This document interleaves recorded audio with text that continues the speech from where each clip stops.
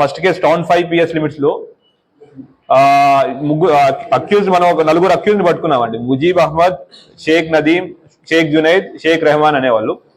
వీళ్ళు ఒక betting app, ఒక ర్యాకెట్ ని రన్ చేస్తున్నారు. ఈ ర్యాకెట్ ద్వారా ఈ సంవత్సరంలోనే సుమారు 88 లక్షల లావాదేవీలు ఒక పర్సన్ ముజీబ్ ద్వారా నడిచింది. ఈ ముజీబ్ అనే అతను హీస్ ఎన్ ఏజెంట్. ఈ బెట్టింగ్ యాప్ మొత్తం ఎట్లా నడుస్తుంది అంటే ఆన్లైన్.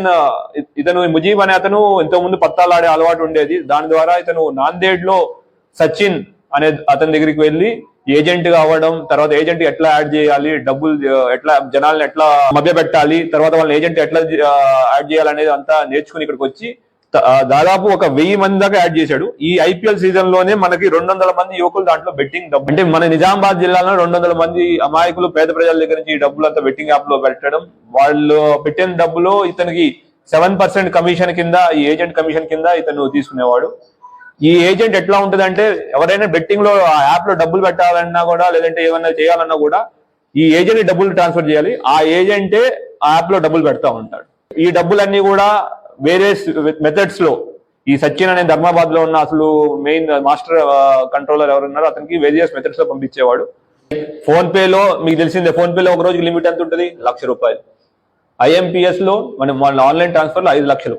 మిగతా డబ్బులు ఇంకా అతనికి ఇవన్నీ కాకుండా డైలీ మిగతా లిక్విడ్ క్యాష్ వస్తుంటే అతను విత్డ్రా చేసుకుని ఇక్కడి నుంచి క్యాష్ పంపించడం ధర్మాబాద్ కి ఇవన్నీ చేస్తా ఉండేవాడు. మన ఇన్ఫర్మేషన్ ప్రకారం మనం ఆ ఏరియాలో రైడ్ చేస్తే అతను నిన్న క్రికెట్ మ్యాచ్ జరుగుతోంది, బెట్టింగ్ చేస్తూ లైవ్ గా దొరికాడు. అతని దగ్గర నుంచి ఒక 50,000 నగదు, 5 సెల్ ఫోన్లు, బ్యాంక్ పాస్బుక్, క్రెడిట్ కార్డులు, మిగతా అన్ని మనం జప్తు చేయడం జరిగింది.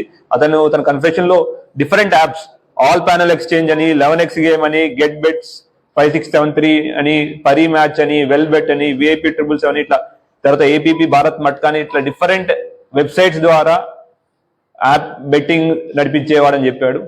అండ్ ఎవరి దగ్గర నుంచి డబ్బులు ఎట్లా తీసుకునేవాడు అవన్నీ కూడా మనకి ఫైనాన్షియల్ ఇన్వెస్టిగేషన్ లో క్లియర్ గా దాని ఫోన్ ట్రాన్సాక్షన్స్ లో కానీ, బ్యాంక్ ట్రాన్సాక్షన్ లో కానీ కనపడ్డాయి. ఎప్పటికప్పుడు వార్తలను వీక్షించేందుకు Q9 న్యూస్ ని సబ్స్క్రైబ్ చేసుకోండి, లైక్ చేయండి, షేర్ చేయండి. విలువైన సమాచారాన్ని ముందుగా మీరే తెలుసుకునేందుకు బెల్ బటన్ ని క్లిక్ చేయండి.